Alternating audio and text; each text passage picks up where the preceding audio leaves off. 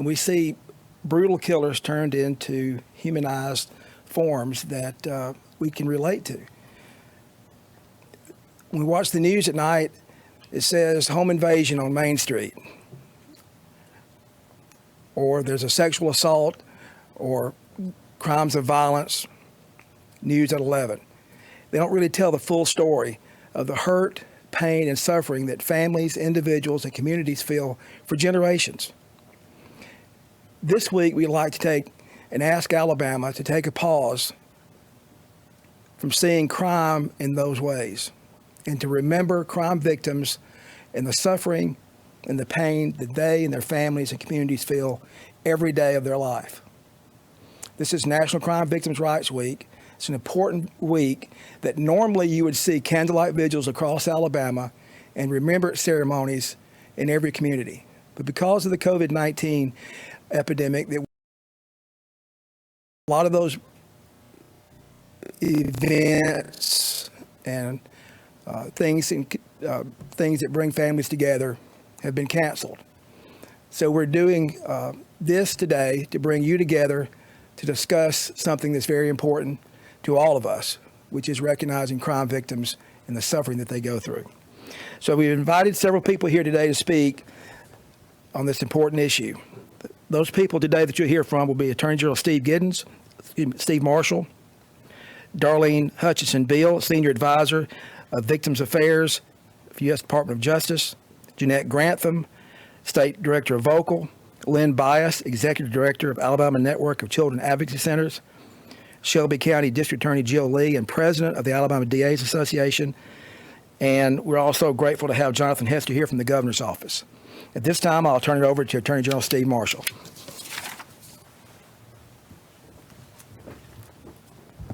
Thank you, Barry. Good morning.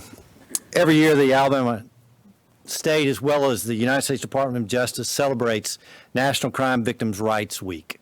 It's an important time for our state and for our nation to recognize and highlight the issues facing victims in our country.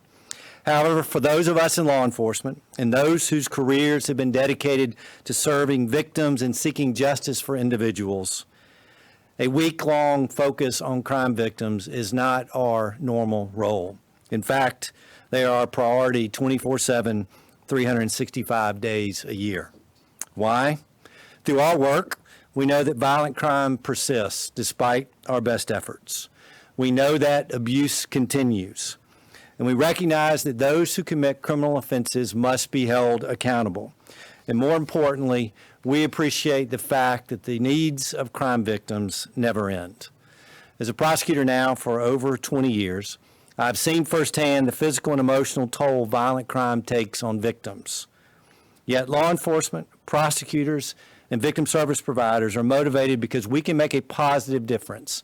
In fact, in many cases, life change by standing with and supporting those who have been harmed. This year's theme for National Crime Victims' Rights Week is Seek Justice, Ensure Victims' Rights, and Inspire Hope. A theme that directs a challenge to those of us who are involved in assisting victims, a call to ensure that every crime victim has access to services and support, and how professionals, organizations, and communities can work in tandem to reach and meet the needs of victims. A challenge that, when done right, results in the following: one in which all victims are strengthened by the response of the criminal justice system, one in which criminal justice agencies are successful in addressing the varied adversities faced by victims, one in which organizations and communities seek justice and healing for those who are harmed, and one in which crime victims, as a result of our efforts, have hope for the future. At the Alabama Attorney General's Office, we are just one of a small part of a broader effort that exists to create and expand the circle to protect victims and ensure that they are heard. I know that local law enforcement and district attorneys are the true first responders for victims. These men and women have a calling. Many risk their lives to bring justice for victims, while others fight battles in courtrooms every day to ensure that offenders are held accountable. Yet these efforts would not be complete without those who have been led professionally to serve victims. Because once cases are made, Victims advocacy groups perform valuable services in addressing the physical and emotional needs of individuals and families. While law enforcement, prosecutors, and victim service providers operate independent of one another, our obligation to victims is to make sure that we don't allow someone or some need to fall through the cracks. To meet that worthy goal, we must be mindful of the ancient Japanese proverb that says, "None of us is as smart as all of us." Individually, we don't have all of the answers for victims. Individually, we can't provide all of the services that victims need. Yet collectively, our response needs to mirror the words of Stephen Covey when he said, "Listen with the intent to understand, not with the intent to reply." We serve victims best when we listen to their needs, their concerns, and their issues. Our job is to respond with professionalism, with hope, and with compassion, because when we're successful, justice is obtained, rights are protected, and hope is inspired for those who desperately need it. As Barry said earlier, typically this week is one which all across the state we hold vigils in honor of those that we've lost and those who have been harmed as a result of criminal activities. One thing that we wanted to make sure that we did this week is not to lose sight of the fact that victims need to be heard and they need to have an outlet for their stories to be told. It's so why this Friday night, when we typically have the vigil on the steps of the Attorney General's office, we will hold a virtual candlelight service in which many of the agencies that are standing here today will likewise be represented. Tomorrow we'll announce a website that will be available for victims' families to honor their loved ones virtually, and for us to be able to have a ceremony on Friday night to again honor those that we've lost and to make sure that victims' voices are heard. One of my heroes gets a chance to speak to you next, Arlene Beale, who has been not only a champion for victims in the state, but also through now her work with the Department of Justice to allow for victims' needs to be heard nationally. Darlene. Thank you, Attorney General Marshall. It is a true honor to stand here with so many people who represent the great work that is being done on behalf of crime victims, not only in the state of Alabama, but they're also leaders nationwide with what the DA's Association does on a national level and definitely what Attorney General Marshall does with his peers on a national level. It has been my honor to serve in the Department of Justice the last 2.5 years or so. Was appointed by the President to serve as the Director of the Office for Victims of Crime, which disperses billions of dollars to local crime victims organizations and agencies that serve victims.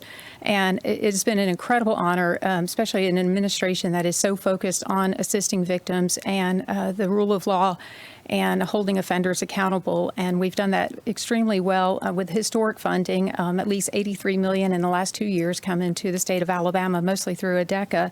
But so many of the people that stand here with me today and our prosecutors and our law enforcement officers that are out there in the field doing amazing work, they're the champions that victims so badly need. And I've seen an incredible evolution. I've been involved in victim services since late 80s, early 90s. I've been doing Crime Victims' Rights Week since 1990, which probably dates me, but it's been so amazing to see the evolution, and I'm so thrilled, especially when our prosecutors are taking the lead on filling this gap that we inevitably have this week, not being able to hold a lot of the in-person events that typically are held, but that they're doing so much to make sure that victims are remembered and that victims get the compassion that they need, and that they're heard in the system, because you can only imagine that, and as Barry talked about, we've glorified crime so much on TV and in the media, but when this really happens to a real person, whether it's a homicide, attempted murder, an assault, rape, robbery, domestic violence, trafficking, child abuse, elder abuse, even a theft, burglary. I mean, they're often thought of as, low-level crimes, but they're so huge to that person that occurred to, and thousands of them are occurring in every state, let alone on a national level. And that victim truly needs people that come alongside of them. The wonderful victim advocates that we have in this state, many of them are represented behind me, the child advocacy centers, the domestic violence shelters, the rape crisis centers, who I was so proud to be a volunteer here in Alabama way back in 1990. You remember those days, Tamara? But, and it was just so wonderful. And victims advocates that are going to court with victims are answering questions for them, but then also the law enforcement and the prosecutors who are also partners in all of this and offering compassion. And we often find compassionate and sympathetic ears at the legislature and at other levels of government that are helping fix the laws and help things that are just really for public safety in a large measure, not just for victims. But I love to hear, and Steve talk about the theme for Victims' Rights Week. We work on that many months in advance. OVC, the organization that I led for 2 years, determines that theme, and it's we poured over it for a long time, thinking what kind of tone do we want to set? But seeking justice is so important, and ensuring victims' rights is really important. But one thing I really like to emphasize is that you can inspire hope. Hope is something that victims sometimes don't have when a crime first happens to them. And when I was thrown in the criminal justice system as a 20-year-old college student who was kidnapped at gunpoint from a post office, I had no idea. I didn't know where to turn. And things have evolved so much, thankfully, with the rights and just the focus on crime victims, because they're such a major part of the criminal justice system, as you might imagine. And we want to make sure that we're always serving all victims. One thing that's unfortunate is we see the statistics. The Department of Justice participates in doing these surveys and statistical collections every year. And the last time I think it was in 2019, the numbers were 42% of serious crime, victims of serious crimes actually report those crimes. 42% of a violent crime is actually being reported. And so we want to create an environment where victims know that they are welcomed and that they are going to get the treatment and the attention that they need, because they're valuable partners in making sure that we get good investigations, good prosecutions, and can hold the offenders accountable. But I'm just so honored again to stand here, and thrilled to be invited by my colleagues who I've been in the trenches with for many years before I went to Washington. Eager to be back someday amongst all of them again. But it's my honor to now introduce Lynn Bias with the Child Advocacy Centers. Thank you. Good morning. My name is Lynn Bias, and as she said, I'm the statewide director for the Child Advocacy Centers in Alabama. Today, we gather to remember the victims of child abuse, victims of neglect, victims of sexual, physical, and emotional abuse. We honor their lives, their stories, and their triumphs. We express our gratitude to the MDT members that work relentlessly on their behalf through prevention, response, and advocacy.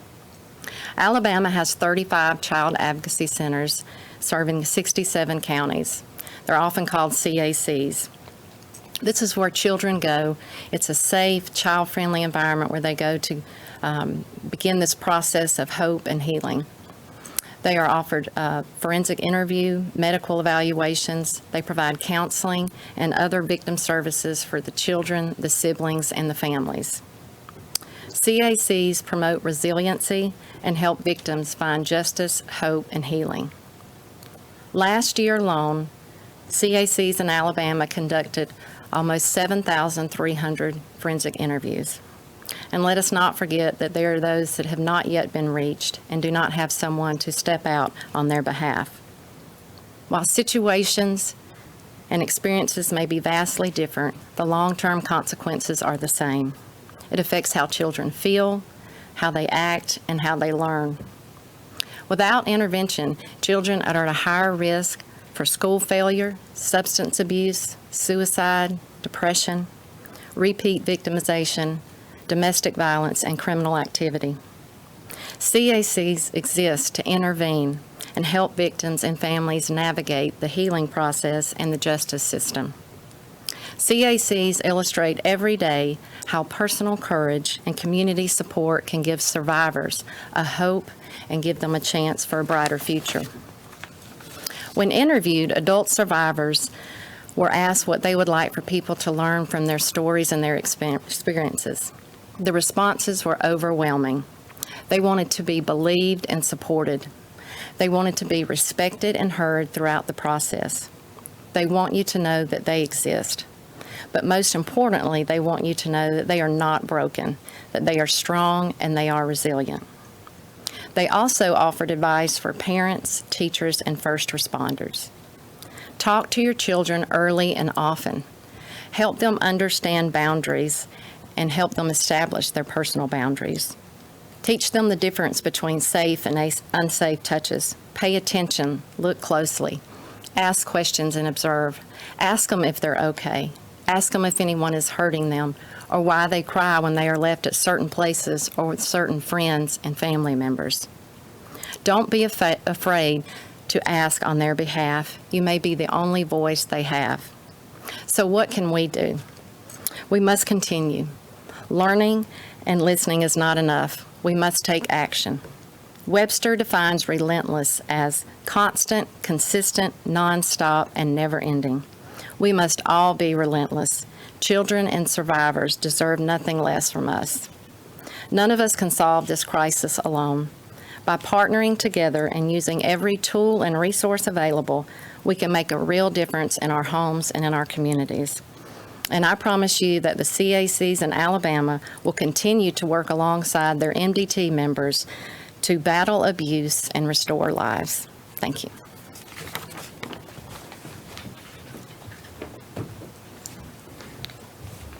I am Jeanette Grantham. I am director of Vocal, that's Victims of Crime and Leniency. I am also a homicide survivor. My brother was a county sheriff who was murdered back in 1979. In 1979, there was no victims' rights organization. There was no victims' rights week. There was nothing. There was no victim service officers. So I understand why this is so important for victims across our state. Vocal was formed as a nonprofit on November the 15th, 1982. Before 1982, there was no victims' rights laws at all in Alabama, not even one. There was, victims were not allowed in the courtroom during the trial or any of the proceedings unless the judge gave his approval.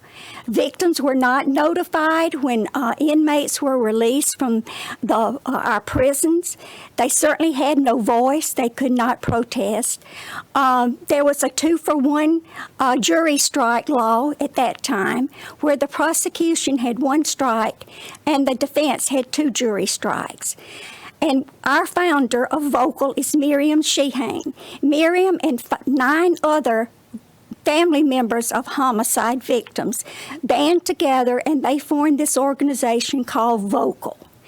Today, because of crime victims across the state and Vocal and other agencies, we have 27 victims' rights laws in Alabama. The first law that was passed in 1982 was the Courtroom Attendance Act. Today, victims are allowed in the courtroom during the trial, during the proceedings, and they are notified there is a law that they have the right to attend, a right to be heard. They can give a victim's impact statement. Today, victims have a voice in our courtrooms. The second law that we got passed was the Victims Notification Act, and that's where this parole board is required by law to give the victims a 30-day notice of an upcoming parole hearing and give them the right to come and physically protest in front of the parole board. Today we have a 1-for-1 jury strike. As a result of Vocal and crime victims, we have the Alabama Crime Victims Compensation Commission, which reimburses crime victims across our state for out-of-pocket expense. One of the most important legislations that was passed was in 1997 was the Victims' Rights Bill. Crime victims in Alabama have rights. A lot of victims don't know that, so that is important that us as victim advocates, we tell them their rights, give them a copy of their rights so they know as they go through this difficult journey through our court system that they have rights. Just last year, with the help of Governor Ivey, Attorney General Steve Marshall, and many of our legislators, there was 3 laws passed for victims. One of them was the the parole reform, where some changes was made in the parole board, and today we have a parole board that considers the rights of victims. They follow the law. They ensure that victims have a 30-day notice before a parole hearing. Also, one of the laws that was passed was a Parolee of Standing Law. That's where the parole board is required by law to notify law enforcement and other agencies about when a parolee absconds from a residential site. Those two laws were passed because of an inmate who was unlawfully released and committed a triple homicide within 5 months of his release. And those two laws were passed in memory of Marie Martin, 7-year-old Colton Lee, and Martha Rutherford. Also, another bill that was passed with the help of victims was one of the Lisa's laws. Lisa was a crime victim many years ago, and the law that was passed last year ensures that perpetrators and others cannot profit from the crime that they committed. Every year, as Attorney General Marshall said, we usually have a big vigil on the steps of the Attorney General's office. Today, we cannot do that, but we are having a vigil, and we are recognizing Crime Victims' Rights Week, because this is a week where all of us crime victims have a right and have the ability to share the memories of our loved ones with each other. This week and every week across the state of Alabama, we take time to honor our heroes who fight and seek justice for us in the courtrooms across our state. We recognize those victim advocates and those victim service organizations who strive to ensure that our rights are not forgotten. And then we have those counselors across the state who inspire us, who gives us hope that tomorrow will be a better day. I'd like to thank Barry Matson and the Office of Prosecution Services and all those across the state who will be having special events this week, because it is very important that our crime victims are not forgotten. If I could, just one moment. This is a really heavy subject for us to be wrestling with today, already during a stressful time that we're going through across Alabama. So I want to take a moment to talk some aspirational aspects of this whole situation and introduce you to a special guest. Tamara, could you bring Willow up here? Sure. The DAs in Alabama have done an incredible job in the last several years, over the many years, but especially in the last several years, in developing a network of certified victim service officers across Alabama. Every county now has multiple crime victim service officers to help victims through these trying times. But we have a special program which is the facility dog program, and we have eight dogs now. We have the entire state covered, and these are specially trained dogs that work with vulnerable victims, elder victims, children, as they're being interviewed. You can imagine how difficult that is and how horrible it is to have to relate multiple times a tragic, horrific, violent event. And these wonderful animals are trained specifically to provide comfort during that time. And you can see Willow's pretty stressed out right now. But there is, I just want to let folks know, because part of this week is hope, and that there are people out there fighting for you and there for you. And there are programs out there that are there to stand with victims. We are, as prosecutors and law enforcement across Alabama, we're there for you. At this time, I'd like to bring Jill Lee up. Jill is the DA in Shelby County, Alabama, and she's also president of the Alabama District Attorneys Association. So good morning, everyone. I just want to take a moment to thank each person standing here today representing various organizations that work on behalf of victims. Amid the chaos right now and the sadness and the uncertainty, victims need to know that they are in fact being thought about, that we are working for them, and that there is hope.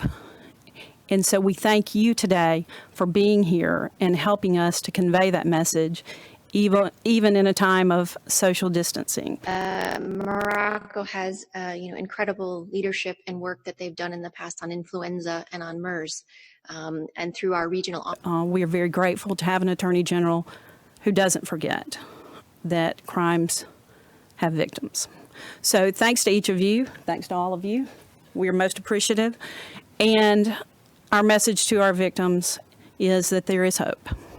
So if you would like now, I'll open it up. Everybody good with questions? Okay. We'll open it up for questions right now. And we're here. Yes, ma'am. Especially during a time where a lot of people are having to stay home. We've heard that domestic violence those statistics could increase. And then we also heard that 40%, only 42% of victims of crimes actually report. Would you guys encourage people to what's your message to those people that may be at home right now? Maybe they're facing some difficult situations, can't necessarily get out of it. I'm going to let Darlene respond because she needs to, but I also want to say, as a prosecutor for 25 years, I would say this, in this day and time, more than ever before, there is always a safe place. And if they will report, then there are safe places, and maybe we can keep the next person from being a victim. Darlene? It's hard to really gauge what's happening in a time like this. There are a lot of hotlines out there that are seeing different peaks and valleys, and that happens during various seasons when there's different news events or times of year. But I think, to echo what Jill is saying, I think it is so important to encourage victims that there really is, especially in the great state of Alabama, an environment where they can report and can be embraced by law enforcement and prosecutors and the court system to hopefully we can increase public safety, hold offenders accountable, and give the victims that safe space and that healing that they need and justice. There may be numbers going up and down. It's hard to say right now because statistics, sometimes we don't always know them until a while later. But the 42% has been pretty consistent over nationwide over the years. But we really are trying to change that so that victims do have that environment where they can report and get the justice and the comfort that they need. Let me just add, there's nothing about the governor's stay-at-home order that would require a victim to stay in a situation in which violence is there. And so we want to make sure that victims understand that the resources available are still there.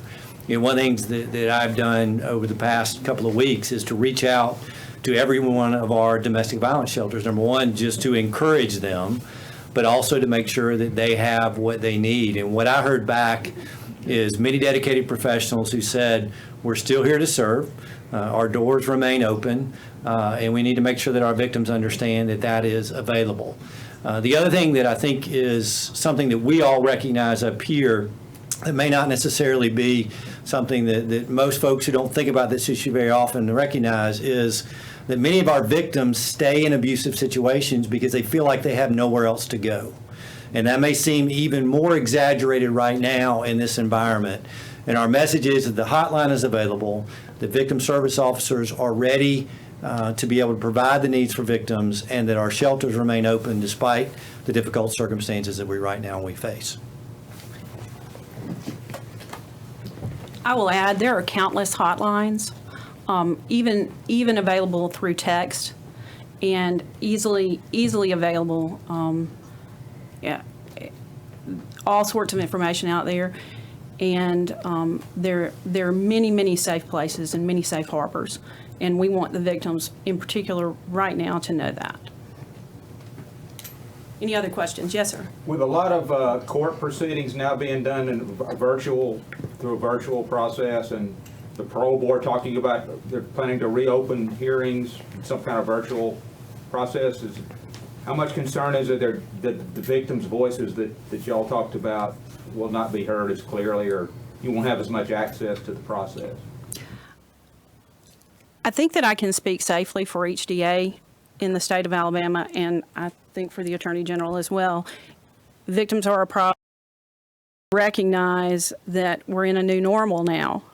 And I think as prosecutors, we will be extra vigilant to make sure that victim voices are heard. We are fortunate to have, through a grant, victim service officers that work in our offices. And at least I can say from my own experience, they are continuing to work. May I have Yes, ma'am. victims, as I said earlier, crime victims, there is a law that was passed, the Victims Notification Act, where victims are, the parole board is required to give each victim a 30-day notice of an upcoming parole hearing. They also have the right to come to Montgomery and to protest in person before the parole board. That is the reason that all the hearings were canceled in the beginning, because with the circumstances we have now, they were not able to follow the law. But with Governor Ivey and others across our state, with the parole board director, they formed a plan. Victims are given 30 days notice today of an upcoming parole hearing. That is one part of the law that is still being followed. Instead of victims coming to Montgomery and protesting in person, they are given the opportunity to send a protest letter. They can email it, they can mail it, or they can call it in. All of those protests will be collected and will be given to the board before that parole hearing. And within 12 hours, all the results of those decisions will be on the website so that victims will know what the decision was. So even though it's a difficult time, our government has worked to ensure that victims still have their rights. They still have a right to protest. It's just that right now, during this time, they cannot protest in person, but they still have the right to protest. Their voices are still being heard. That was one thing that Governor Ivey and the parole director of the Alabama Bureau of Pardons and Parole was very concerned about, that victims' voice would be heard.